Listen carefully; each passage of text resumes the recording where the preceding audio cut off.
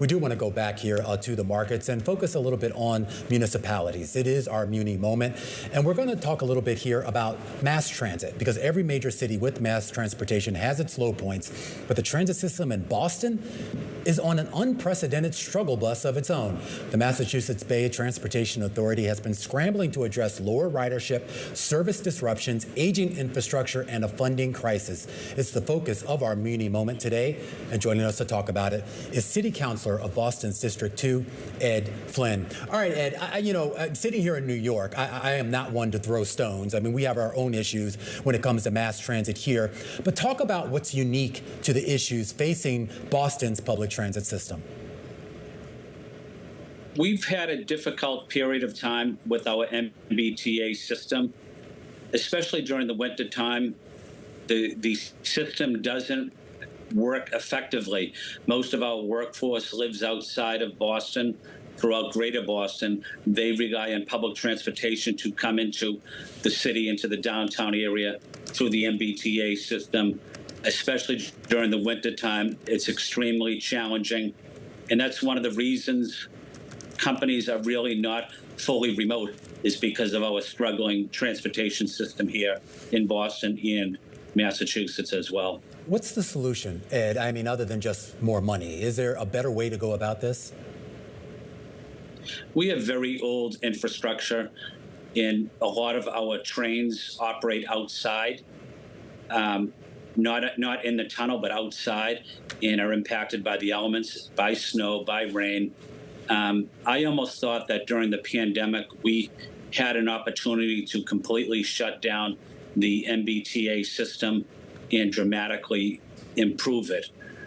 Certainly that's not possible now, but that type of drastic situation, in my opinion, is needed, where we have to almost shut down a major portion of the MBTA and make significant changes, knowing that it will impact workers trying to get into the city and cause economic challenges as well. Yeah, and this is something that I think every transit system in the U.S. and around the world has to face, how to figure out the maintenance and the upgrade of their system.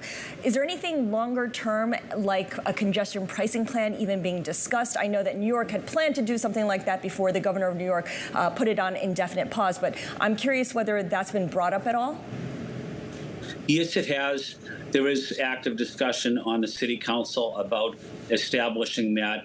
I came out against that. However, I don't feel at this time, during these economic challenges in Boston, that congestion pricing would work.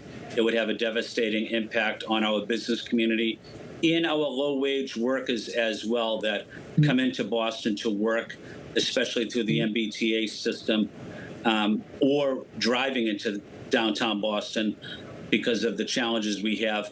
But I do think it would negatively impact Boston's economy and especially our low-wage workers. I'm against it, but there is active consideration for that proposal. Okay, yeah, I mean, multitude of voices, I would expect that would come up. Speaking of a multitude of voices, just recently, Boston has gained a seat on the 9-member MBTA Board of Directors. What will be the message from the Boston representative to that council, to that Board of Directors? Boston, in the city itself, relies heavily on the bus transportation as well. Buses can get from neighborhoods into the downtown area, but we also have to ensure that our riders have safe rides on the buses and in the trains. But we have to do more work on ADA, American Disability Act, compliance to ensure that persons with disabilities have equal and fair access as well. I think that's an important consideration for Boston during this period of time. All right, Ed, going to have to leave it there. Appreciate you taking time for us to talk about a really important issue, not just for the residents of Boston, but I think any major city dealing with public transit issues. Ed Flynn of the Boston City Council. And we always talk about Boston obviously being kind of the cradle of so much of our democracy. But fun fact, Charlotte, I did not know it was actually the birthplace of public transit here in the U.S. Oh, I had no idea. Yeah, the very first subway tunnel ever built is and still in operation actually in Boston. Well, there you go.